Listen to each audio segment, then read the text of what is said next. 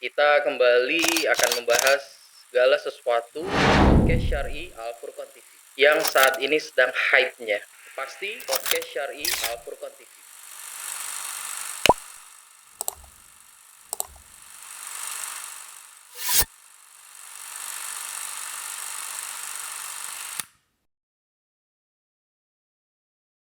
Oke, bismillah. Assalamualaikum warahmatullahi wabarakatuh. Pemirsa Al Furqan TV dimanapun Anda berada.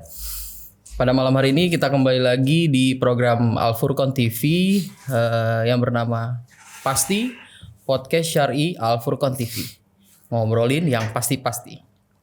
Jadi pada malam hari ini dengan Ustadz Iqbal, insya Allah kita kembali akan membahas segala sesuatu yang saat ini sedang hype-nya gitu loh. Segala sesuatu yang bagi kita sangat bersinggungan dengan hukum Islam ya tentunya ya. Ya harapannya pada malam hari ini kita bisa membongkar lah kira-kira sesuatu itu dibenarkan nggak sih secara Islam ya kan? Padahal hal itu mungkin bagi sebagian orang adalah hal yang normal gitu lah, hal yang dihalalkan ya. Insya Allah pada malam hari ini Ana dengan Ustadz Iqbal akan berbincang santai perihal child free ya. Child free ya. Kalau kita melihat pengertian child free dari Wikipedia sendiri ya. Child free adalah sebuah keputusan atau pilihan hidup untuk tidak memiliki anak, baik itu anak kandung, anak tiri, ataupun anak angkat. Penggunaan istilah child free untuk menyebut orang yang memilih untuk tidak memiliki anak ini mulai muncul di akhir abad 20. Nah, sekarang ini istilah child free ini viral kembali ya. Dibaca dari berita yang beredar di media elektronik bahwasanya seorang YouTuber itu memutuskan untuk tidak memiliki anak karena dia ingin hidup bahagia tanpa anak. Ya sebenarnya kalau dibilang itu hak dia ya kan, hak dia, kita nggak bisa memaksa dia mau punya anak, nggak punya anak ya kan. Cuman yang santer sampai dengan telinga kita ini berita ini diviralkan gitu loh.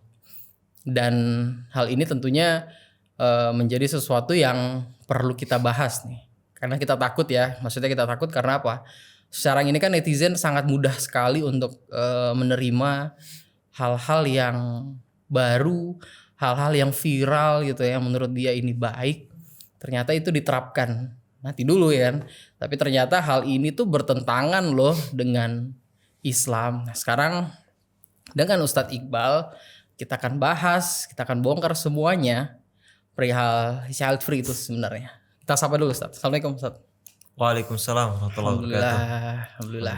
Ya, sehat Ustadz ya. Alhamdulillah. Ya Ustadz tadi mukadimah yang Anda sampaikan di awal-awal perihal child free ini. Ustadz udah baca belum tentang berita itu? Tanggapan Ustadz gimana pertama-tama nih? Sudah. Nah, pertama kali itu pas lihat media sosial gitu ya, lihat Facebook gitu ya. Ada temen yang bahas itu. Sebenarnya belum ngeh kalau itu dari apa? YouTuber itu ya. Iya. Belum ngeh. Tahu dari temen. Kok tahu-tahu bahas ini pasti ada lagi viral-viralnya nih. Terus seperti itu. Jadi memang cukup mengagetkan lah ya. Kenapa sih berita begini yang dinaikkan ke Diangkat khalayak gitu ya kan? Sebelum kita bahas nih Ustadz, Anda mau nanya dulu lah sedikit tentang Ustadz udah menikah kan ya? Alhamdulillah. Alhamdulillah. Sudah satu kali. Alhamdulillah baru sekali Ustadz. Ustadz dulu sebelum nikah ada nggak sih kepikiran untuk nunda dulu punya anak, atau malah sebaliknya aku mau punya cita-cita mau punya anak 12 kek, atau mungkin lebih daripada itu kek? Ada nggak Ustadz punya rencana seperti apa sebelumnya nikah nih? Biasanya itu kita kan ngelihat keluarga gitu ya. Sekitar kita tuh gimana. Alhamdulillah ayah itu anaknya banyak. Ya. Kemudian keluarga-keluarga lain dari ibu juga saudaranya juga banyak. Jadi pas ya nikah itu ya pengen segera sih malahan. Pengen segera punya anak gitu. Bahkan dulu ketika sekolah gitu kan Ustadz saya dulu itu berkata, "Oh ini kalau kita bisa membuat istri kita hamil, wah itu berarti kita laki beneran," katanya begitu. Benar laki bener ya. Iya. Masya Allah ya. Jadi memang ya termasuk bagi diri Ana tuh hal ini hal yang baru ya kan, baru. Kalau kita nikah itu udah direncanakan sebelumnya, kita nikah yuk, tapi setelah nikah kita nggak usah punya anak ya, kan gitu kan, kayak kesannya gimana kan gitu Ustadz ya. Iya. Kesannya itu aneh gitu. Aneh ya. Ya hatta mungkin nggak hanya orang Islam aja, non Islam pun kayak bertolak belakang banget dengan istilahnya, dengan normali orang lah kita ya. Tapi itu dia gitu loh jadi ternyata ya kan yang membuat kita agak heran, stigma ini dibuat oleh orang yang notabene Islam Ustaz. Ya kan, notabene Islam yang mana yang sepengetahuan Ana ya, yang dangkal ilmunya ini, orang Islam itu menyuruh kita malah harus banyak kita punya keturunan ya kan, karena Nabi sendiri senang dengan keturunan yang istilahnya keturunan beliau lah yang kita banyaki lah Ustaz ya. Sampai syariat Islam aja membolehkan kok istilahnya kita poligami ya kan, karena untuk itu tadi, jadi kita harus punya banyak keturunan gitu. Nah perihal hal ini gitu loh Ustaz, kita mulai masuk lah di ke dalam sub materi kita tentang Islam itu bagaimana sih Ustadz menanggapi perihal wajibnya ya tuh, atau haruskah kita memang punya anak setelah menikah nih Ustadz? Bagaimana dengan sudut pandang Islam Ustadz? Kalau masalah apakah kita istilahnya harus punya anak gitu ya setelah menikah gitu, memang ada ulama yang mengatakan boleh tidak mempunyai anak itu ada. Tapi ini pendapat yang lemah. Karena dari sisi yang lain, dalil-dalil yang lain sangat bertentangan. Sangat bertentangan. Kalau kita lihat secara logika saja ya, orang menikah terus nggak punya anak itu ya bertentangan gitu kan. Benar. Terutama kita nanti nggak punya anak, berarti manusia nanti bisa punah. Kalau sampai semua orang berpikiran seperti itu. Anda juga pikiran gitu. Iya, bisa punah. Atau seandainya orang tua yang mengatakan seperti itu gitu loh. Kira-kira orang tuanya dulu child free gitu. Dia berarti nggak ada gitu. Iya, benar. Kan seperti itu. Oke. Kemudian child free sendiri itu kayaknya bukan dari, ya ini kan yang lagi rame itu kan dari YouTuber itu ya. Yes. Dia itu kayaknya nyontoh siapa itu? Kira-kira antum tahu nggak itu? Kayaknya pastinya berkiblat pada non muslim lah ya, karena dia mungkin melihat punya anak itu justru membuat hidup dia nggak bahagia gitu loh. Iya. Kalau berkiblat dari orang non muslim ya, ya jangan ditiru, ini tasyabuh berarti. Dari sini aja tasyabuh kita bisa melihat ini nggak boleh kita mengikuti orang-orang kufar. Sedangkan dalam masalah jenggot saja kita harus berbeda penampilannya. Tapi kalau seandainya itu non muslim yang begitu ya nggak apa-apa, malah bagus. Orang liberal, orang non muslim, orang kufar itu mereka memilih chat free, malah bagus itu. Kenapa tuh? Malah ya kita muslimnya semakin banyak, semakin kuat, mereka semakin punah. Benar. Tapi kita sebagai muslim jangan niru. Iya. Jangan biarkan niru. mereka yang punah loh tadi. Iya. Kalau mereka yang punah, orang-orang yang liberal gitu ya, yang merusak agama Islam dari dalam dan yang lain sebagainya, mereka punah nggak apa-apa. Ahlan wa sahlan gitu ya. Bagus malah. Tapi kalau orang muslim yang mengatakan seperti itu, kemudian nanti ditiru oleh orang muslim yang lain, ini malah dampaknya bahaya. Karena secara dalil ya berlawanan. Nabi Muhammad SAW itu pernah ada seorang sahabat datang kepada beliau, nanya, saya ini pengen nikah dengan seorang wanita cantik, kemudian keturunan bagus, tapi sayang, innaha la talid, nggak bisa punya anak. Sama Nabi SAW nggak boleh. Bahkan Nabi SAW mengatakan tazawwajul wadud al walud. nikahi yang wadud penyayang, walud yang banyak anaknya. Fa inni mubahin bikumul umama yaumal qiyamah. Aku ini bangga dengan banyaknya umat ini nanti ketika hari kiamat. Nah, di hadis yang lain disebutkan tanakahu tanasalu. Fa inni mubahin bikumul umama yaumal qiyamah. Nikahilah dan berketurunanlah. Ini jelas ini, suruh punya keturunan. Benar. Jadi kalau perintah itu menandakan wajib, kita harus mengikuti. Oke. Lah, kalau umat muslim banyak anaknya ya, kemudian umat muslim itu istilahnya kuat gitu, maka jelas ini termasuk tanda kebaikan bagi kita. Tapi kalau sebaliknya kitanya diperkecil gitu ya, bahkan nanti bisa-bisa kalau semuanya berkeyakinan seperti itu punah, lah ini kan bahaya ini. Nah, seperti itu. Oke, berarti poin pertama ada unsur tasyabuhnya lah Ustadz. Iya, ada Kita unsur bilang tasyabuhnya. hal-hal seperti itu bukan dari kita lah, berarti dari non Islam lah ya. Iya. Yang kedua memang Nabi sendiri menyuruh kita untuk banyak keturunan ya Banyak Ustadz. turunan. Oke, terus muncul pertanyaan gini Ustadz. Memang dari awal saya pengen banget punya anak.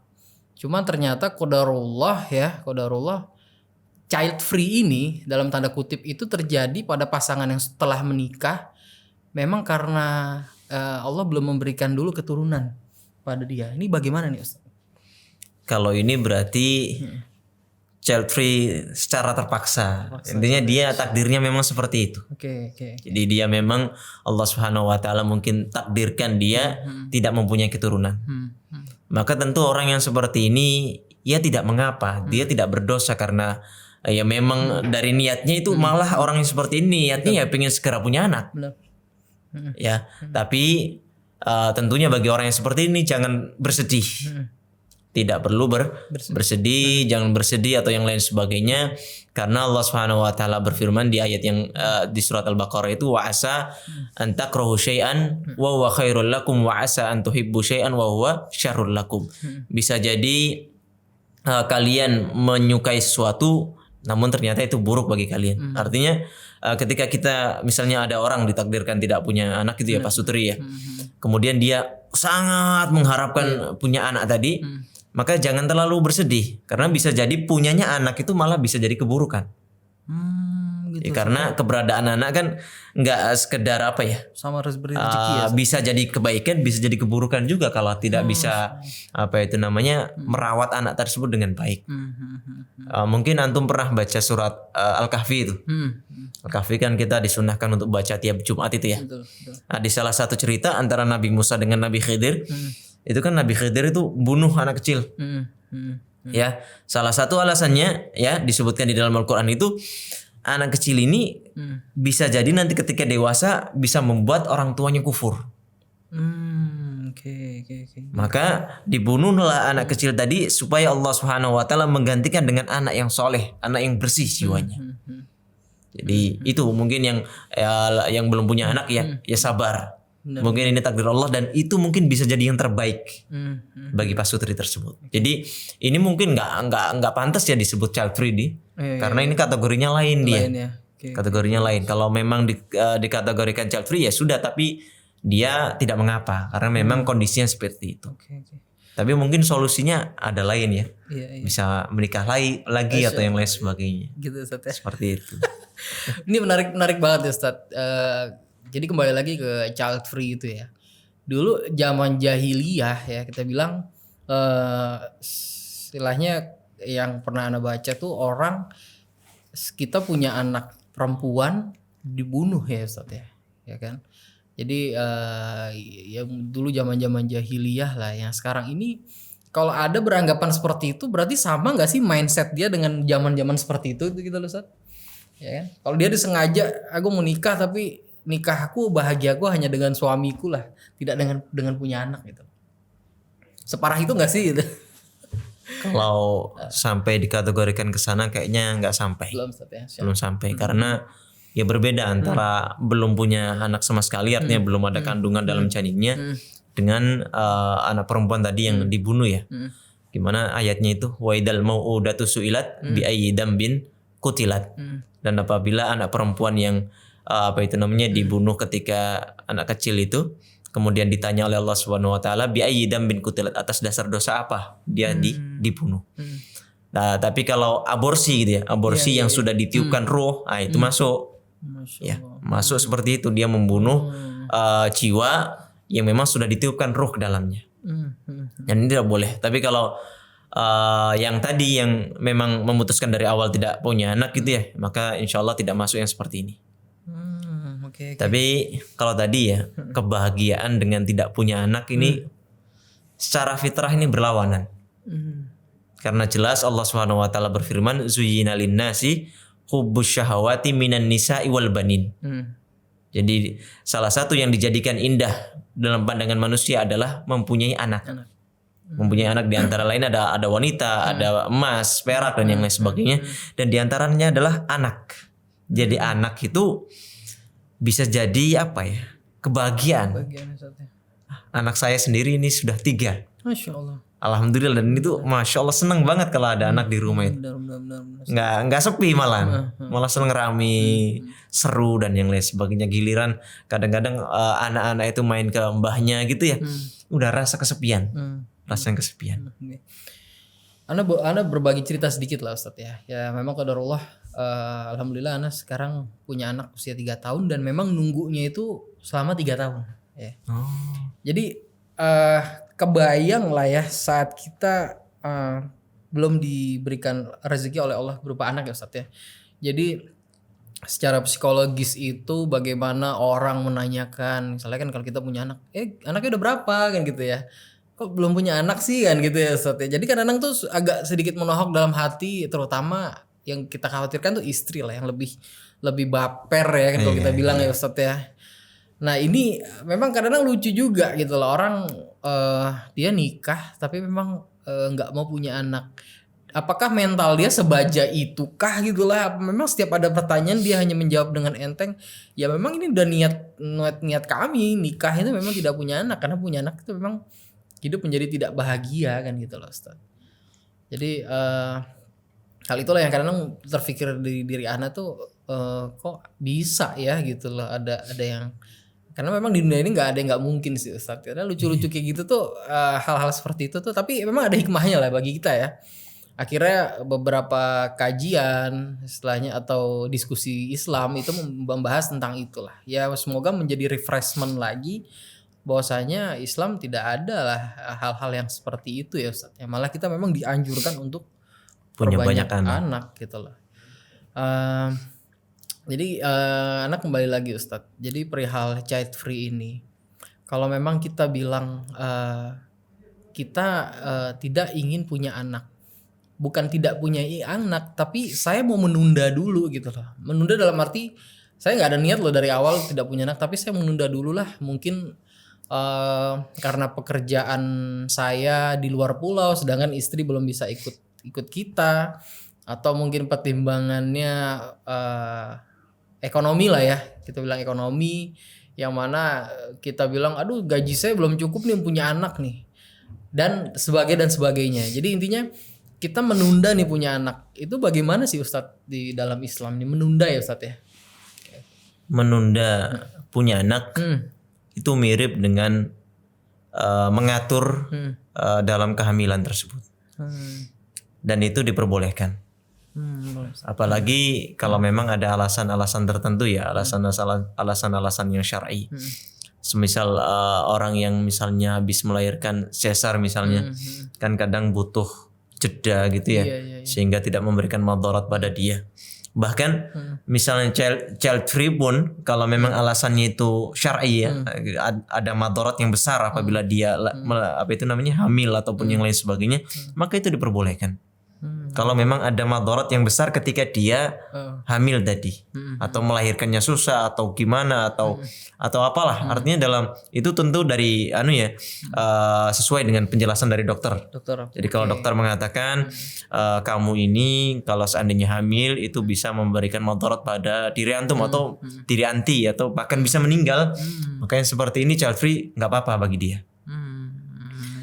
Jadi kalau kembali ke tadi, menunda anak nggak ada masalah kalau memang itu dibutuhkan. Kalau memang itu dibutuhkan, selama itu bukan ditahdid ya, bukan menunda, artinya selama-selamanya nggak punya, itu nggak boleh. Yang seperti itu tidak boleh kalau memang tidak ada alasan. Tapi kalau cuman membatasi kerenggangan dan yang lain sebagainya, itu tidak mengapa. Apalagi kalau memang dibutuhkan. Dibutuhkan. Iya. Jadi tapi alasannya nggak boleh juga ya. Saya menunda anak karena gaji saya belum besar nih. Nggak Wah, boleh. ini nggak boleh. Nggak boleh. Kalau apa itu namanya, Takut miskin lah dia takut punya miskin anak lah, ya. takut nggak bisa membiayai, takut ini, takut itu. Ini malah nggak boleh, bertentangan dengan akidahnya seorang muslim. Masya Allah. Karena akidahnya kita kan, akidahnya seorang muslim seharusnya adalah kita ini semuanya rezekinya sudah diatur, jodoh diatur, mati diatur, rezeki diatur. Salah satu ya rezeki anak-anak kita. Rezeki anak, benar-benar. Semuanya udah diatur kan, di dalam ayat itu disebutkan la taqtulu auladakum khasyata imlaq. Jangan kalian bunuh anak-anak kalian kalau khawatir tidak bisa memberi makan. Khawatir miskin. Nah, sebagian kan begitu tuh. Anaknya 2 aja. Nggak boleh lagi. Kenapa? Ya nanti yang ngasih makan siapa? Ini nggak boleh.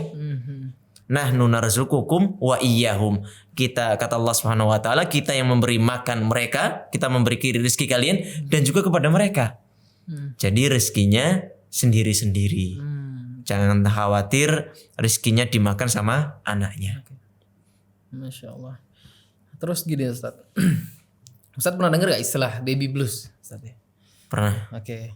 Jadi ya sebenarnya baby blues ini itu istilah psikologis ya Ustadz ya. Psikologis yang mana seorang ibu itu merasa hidup dia tuh sangat-sangat dalam tanda kutip ya tersiksa setelah punya anak gitu loh Ustadz.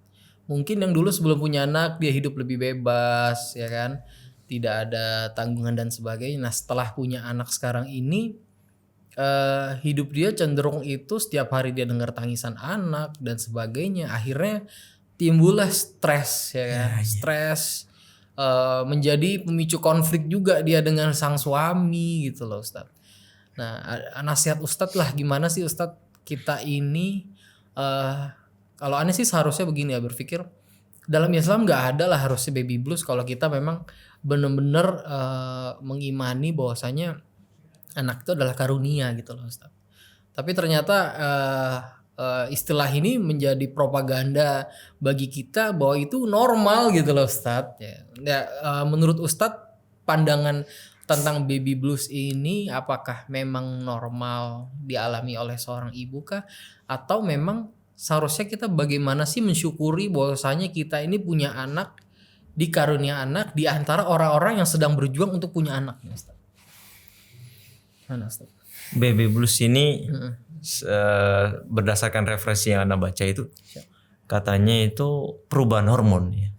Perubahan hormon berdasarkan kan ketika hamil itu kan sudah berubah hormonnya toh. Betul. Kemudian pas lahiran kata orang sini tuh kalau ibarat motor tuh habis turun mesin. Maksudnya, iya. Benar orang perempuan itu makanya ibu-ibu sini tuh biasanya nggak boleh duduk di bawah dan yang lain sebagainya, harus apa itu namanya duduknya begini dan yang lain sebagainya. Itu kan seperti itu. Nah, kalau seandainya ini alami ya, kalau seandainya memang begitu adanya, wallahu alam, ya berarti seorang wanita tadi memang sangat butuh bantuan dari terutama suaminya. Jadi suaminya harus artinya apa itu siaga gitu ya, terhadap kebutuhan-kebutuhan apa yang dibutuhkan oleh si istri tadi. Karena si istri kan ketika habis lahiran itu kan dia harus menyusui misalnya. Itu kan istirahatnya jadi sangat sedikit. Benar.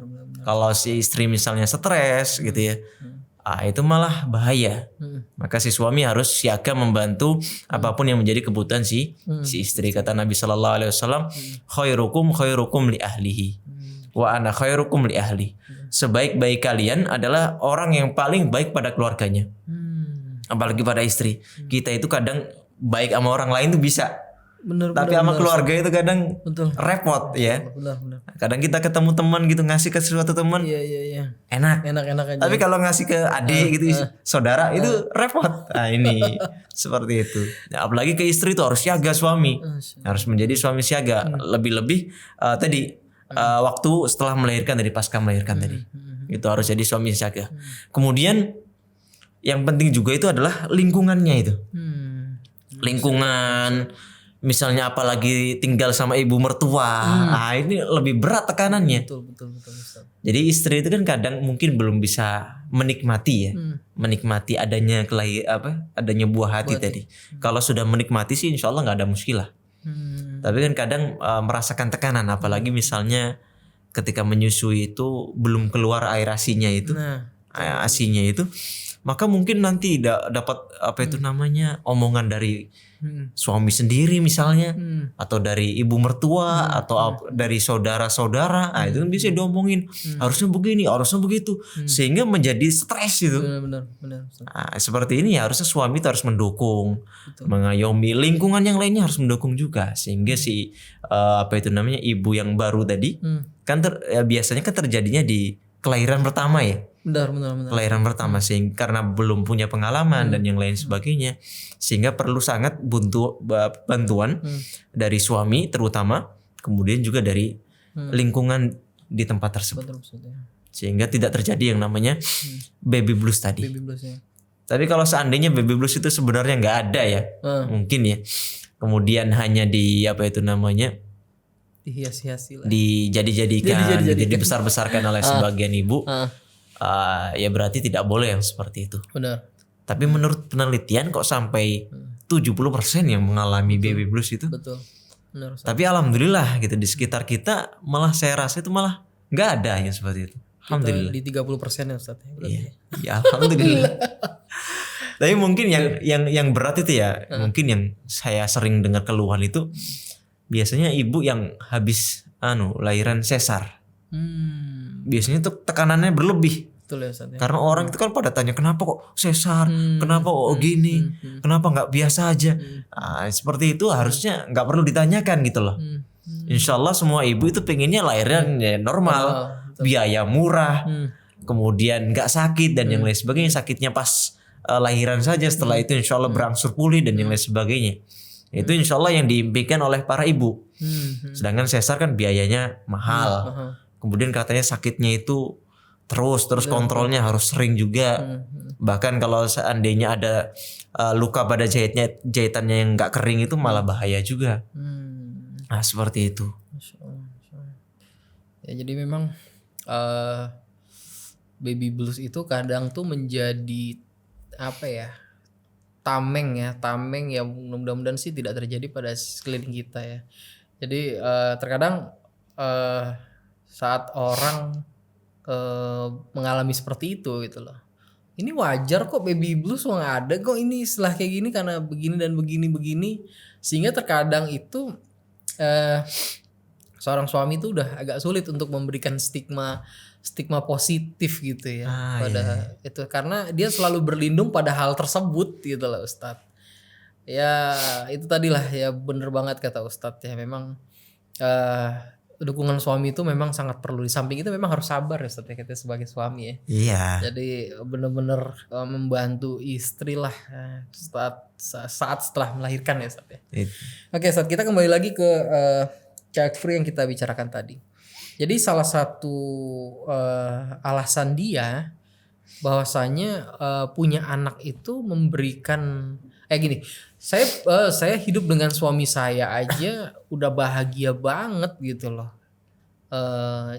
Jangan deh punya anak. Nah, karena ketakutan gitu itu bagaimana sih kita untuk istilahnya menolak lah hal-hal negatif dalam pikiran kita, bahwasanya punya anak itu tidak bahagia Ustaz. Dari segi Islamnya kayak segi agamanya gitu loh Ustaz. Gimana Ustaz nasihat Ustaz? Dalam viralnya child free ini ya. Dulu saya pernah mendengar sebuah peribahasa dalam bahasa Arab. Dikatakan khalif tu'raf. Kamu berbedalah gitu ya. Kamu jadi orang yang beda, kamu akan dikenal. Jadi kadang-kadang makanya kita lihat yang viral-viral kadang yang aneh-aneh. Aneh-aneh, betul. Biar apa ya? Biar naik gitu kan. Benar. Karena kalau biasa aja, nggak yang mainstream aja ya wajar aja, orang mah nggak bakal nggak bakal tersorot ke sana gitu. Betul. Tapi kalau kita mengeluarkan sesuatu statement yang aneh gitu ya, sehingga orang-orang itu pada tersorot ke sana. Oke. Itu makanya dikatakan khalif tu'raf, kamu beda, kamu dikenal. Kamu dikenal, Seperti betul. itu. Kalau nggak beda nggak ada ciri khasnya gitu ya. Betul. Seperti itu. Kemudian kita katakan kepada orang yang merasa bahagia ya. Merasa bahagia dengan pasangan saja. Kalau seandainya kalian berdua saja bahagia, gimana kalau bertiga? Ya, tentu lebih bahagia gitu. Bertiga, berempat, berlima dan yang lain sebagainya itu sangat-sangat membahagiakan.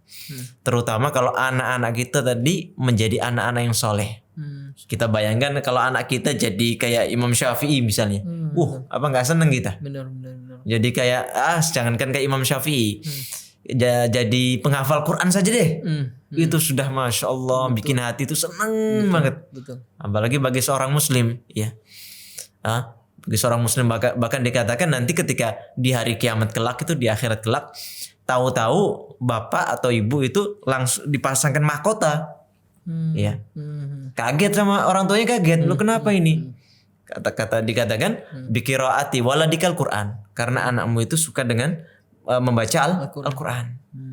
Seperti itu. Jadi anak itu jangan dikira ya apa itu namanya pembawa bencana atau yang lain sebagainya. Jangan dikira kedatangan anak itu nanti bakal menyusahkan dan yang lain sebagainya. Bahkan sebaliknya membahagiakan. Itu harus dirubah mindsetnya. Betul. Terutama kita ini hidup itu kan bersiklus ya. Ada siklusnya. Kecil, remaja, tua, kemudian meninggal dunia. Lah, ketika kita di masa tua yang masa-masa lemah, kita menjadi seperti anak kecil lagi gitu ya. Itu kan sangat butuh terhadap bantuan. Betul. Kira-kira kalau enggak punya anak, siapa yang bantu kita? Siapa yang meneruskan perjuangan kita? Siapa yang meneruskan perjuangan estafet kaum muslimin dan yang lain sebagainya? Enggak ada. Kalau sampai semuanya berpikiran seperti itu. Bahkan dikatakan di daerah mana itu ya, di negara mana itu, bahkan orang mati itu nggak ada yang tahu, saking orangnya itu isinya orang-orang tua saja, nggak ada anak remajanya nggak ada, karena dulunya apa itu namanya menggunakan metode tersebut. Jadi nggak punya anak gitu, sehingga pas dewasa tua nggak ada yang merawat, nggak ada yang merawat. Kita punya anak satu saja misalnya, ya itu kadang-kadang kasihan sama anaknya tadi. Ya kita misalnya putuskan lah punya anak satu saja, lah anak satu ini kasihan dianya nanti. Dia kalau ada apa-apa siapa yang bantu? Ya kalau ada apa-apa misalnya saja pingin hajatan lah, katakanlah siapa yang bantu misalnya. Atau suatu saat dia ada kebutuhan misalnya kecelakaan dan yang lain sebagainya, siapa yang menolong? Siapa yang jaga di rumah sakit? Kalau seandainya dia seorang diri. Betul. Makanya Islam itu mengajarkan ya punya anak yang banyak. Banyaknya. Insyaallah. Banyak. Berbagi lagi lah Ustadz. Jadi alhamdulillah ya, beberapa bulan ini Ana berkesempatan untuk banyak mengenal Al-Furqon ya. Pondok pesantren Al-Furqon Al-Islami yang berlokasi di Sedayu Gresik. Masya Allah, Ana banyak melihat anak-anak yang mungkin usianya di bawah 12 tahun. Kayak kita punya program juga, salah satunya oleh Kak Abu Ilyas ya. Beliau sering mengajak nih Ustadz, santri-santri yang sekiranya kelas 4, kelas 5 tapi hafalannya tuh Masya Allah gitu loh. Kayaknya adem banget punya anak tuh Ustadz kalau ngeliat kayak gitu. Mungkin Iya. kalau orang-orang yang punya pikiran saya nggak mau punya anak lah, datanglah ke Al-Furqon, lihat deh anak-anak di sini yang mana nggak kepengen apa punya anak yang bisa hafal Al-Quran gitu loh. Walaupun bapaknya nggak begitulah gitu kan Ustadz. Iya. Jadi sedikit mau mengubah mindset Ana bahwasanya kita itu dulu istilahnya punya anak, udahlah yang bapaknya aja nggak hafal Al-Quran, kok ngapain sih gue maksa anak gue hafal Al-Quran. Nah sekarang akhirnya nggak kayak gitu lagi gitu loh. Jadi si anak ini harus lebih baik daripada orang tua ya Ustaz. Iya. Jadi jangan begitu ya Ustaz ya, harusnya Ustaz ya. Iya. Masya Allah. Anak itu kan qurratu ayun gitu ya. Betul. Penyejuk mata. Jangan malah dibikin apa itu namanya dikira momok yang menakutkan. Benar. Malah apa itu namanya ya anak kalau seandainya dia apa ya bikin ribut, rame, lari sana kemari itu ya wajar. Namanya anak-anak kita juga atau yang tadi menggiatkan child free itu juga ya dulu kecil, dulu gitu juga, dulu nakal juga mungkin bandel lari ke sana kemari ya itu wajar fitrahnya anak kecil, ya. Bahkan Nabi SAW itu ketika suatu saat itu nggak ada Hasan Husin, disuruh panggilin, didatangkan. Masya Allah. Itu karena Nabi SAW juga mencintai anak kecil. Anak kecilnya. Selalu mengecup kening mereka, menyayang mereka seperti itu. Ya. Dan yang seperti ini jangan dianggap sebagai sesuatu yang menakutkan atau mungkin kehadiran mereka itu seakan-akan gak ditunggu. Betul. Padahal bagi pasutri yang lain itu sangat-sangat dinantikan. Kalau antum tadi kan 3 tahun ya nunggu ya. Kalau saya itu setahun. Satu tahun itu belum nggak langsung punya. Nah, padahal saya niatkan tuh langsung pengen punya anak seperti itu. Ya, Tapi ternyata istri pikirannya lain ternyata. begitu Ustaz ya? Iya. Oke. Jadi karena saya menikahnya itu belum lulus pada saat itu. Jadi saya di Jakarta, istri di Gresik. Oh, Masya Allah. Seperti itu. Jadi masih setahun lagi kuliah itu belum selesai. Lah saya pengennya punya anak langsung. Oke. Ternyata istri nggak ngomong pada saat itu belum ngomong. Tapi secara keinginan dia nantilah kalau udah bareng gitu loh. Tapi ya kita sih tetap menjalankan seperti biasa ya. Ya artinya pengen punya anak dan yang lain sebagainya. Tapi qadarullah baru ketika bareng baru alhamdulillah Allah berikan karunia anak yang pertama. Jadi sempat long distance dulu setahun ya? Iya, setahun. Gitu Ustaz ya.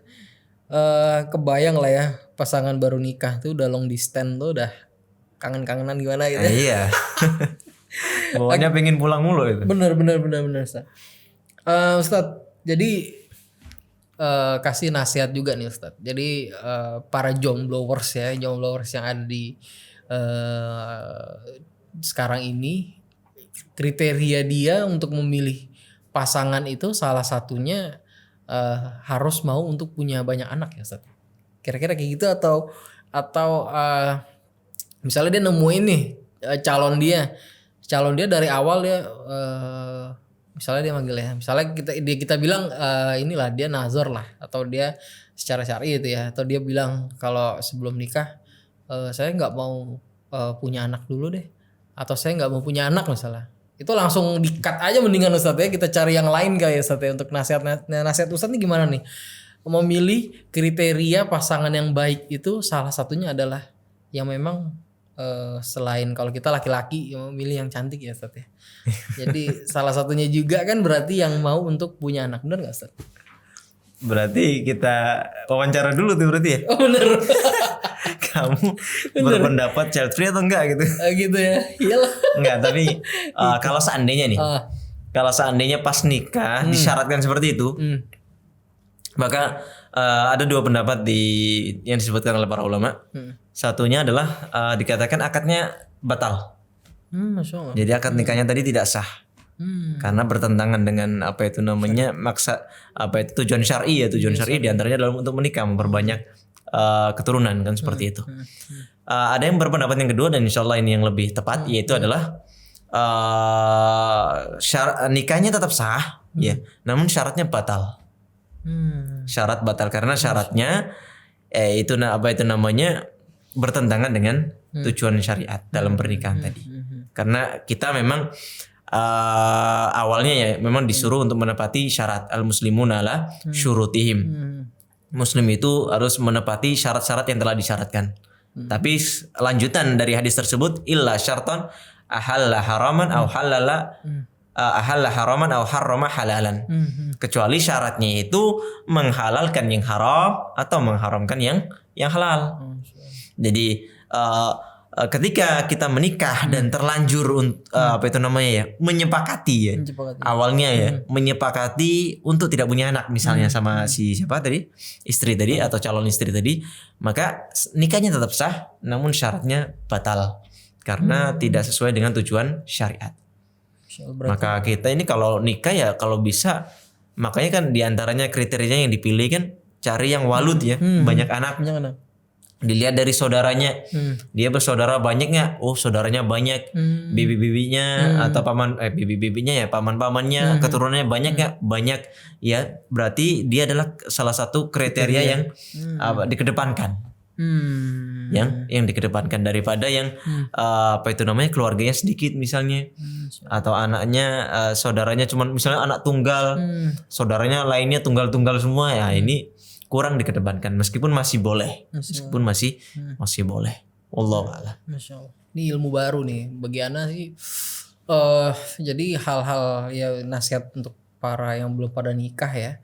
Jadi jangan sampai kita nih sebelum nikah udah punya niat seperti itu, malah nikah kita sah tapi apa tuh? Syaratnya batal, tetap tidak berlaku. Berarti sepanjang pernikahan itu berhubungan tuh udah tidak halal Ustaz ya? Kalau udah seperti itu Ustaz. Loh, pernikahannya sah. Sah ya? Nikahnya sah, akadnya sah, namun syaratnya itu nggak boleh di apa itu namanya, seperti udah nggak ada syarat gitu loh. Kan disyaratkan kita menikah, tapi syaratnya nggak punya anak, gitu ya. Saya nggak mau lahiran misalnya, saya nggak mau hamil, maka nikahnya tetap sah. Artinya berhubungannya ya halal. Namun syarat tadi yang udah disyaratkan di awal tidak berlaku, karena bertentangan dengan tujuan syariat. Ya seperti itu. Insyaallah. Jadi memang kembali lagi ya Ustaz ya ke topik inti kita. Child free itu kita sebagai seorang muslim semestinya tidak menerima lah hal-hal seperti itu dalam rumus hidup kita ya Ustaz. Iya. Ya kan. Karena sangat bertentangan banget lah dengan Islam itu suka dengan keturunan yang banyak. Dan memang kita punya anak itu hidup kita bahagia ya kan Ustaz ya. Bukan malah kita punya anak itu malah membuat kita menjadi istilahnya kalau dibilang kata mereka itu nggak nikmatin lagi lah hal-hal yang romantis dengan suami atau dengan istri kan gitu ya. Ya, memang kan terbagi apa itu namanya itu. Waktunya dengan suami nanti akan berkurang. Tapi itu semuanya nanti akan ya siklus kehidupan ya memang seperti itu. Mau nggak mau semua akan merasakan seperti itu. Insyaallah. Jadi ke apa itu namanya kedekatan dengan suami yang mungkin berkurang dan lain sebagainya. Karena kan memang keberadaan si anak tadi tentu mengurangi. Betul. Lebih-lebih si suami mungkin kadang merasakan kasih sayang si istri lebih berkurang juga. Iya ya. Akhirnya gitu ada cemburu-cemburu ya. Ada cemburu-cemburu juga, tapi ya itu ya wajar lah. Wajar lah ya. Harus disikapi dengan dewasa juga. Benar-benar. Mungkin kalau anak pertama terasa lah cemburu. Mungkin anak kedua gitu udah cuek aja kali. Karena si istri udah sibuk ngurusin anak, si suami mungkin kalau ada kerjaannya dia akan lebih banyak kerjaan. Iya. Ya, seperti itu. Oke, mungkin sudah jelas lah ya paparan dari Ustadz Iqbal pada kita semua. Jadi harapannya kita yang mau nikah atau sudah nikah jangan sampai jangan punya rencana untuk tidak punya anak gitu lah. Semoga kita dimudahkan semua untuk bisa punya anak banyak Ustadz ya. Amin. Dan Allah memudahkan semua jalan kita. Insya Allah mungkin itu aja Ustadz untuk podcast kita malam hari ini. Semoga bermanfaat untuk semua. Kita tutup dengan doa kafaratul majelis. Subhanakallahumma wa bihamdika asyhadu an la ilaha illa anta astaghfiruka wa atubu ilaik. Assalamualaikum warahmatullahi wabarakatuh. Waalaikumsalam warahmatullahi.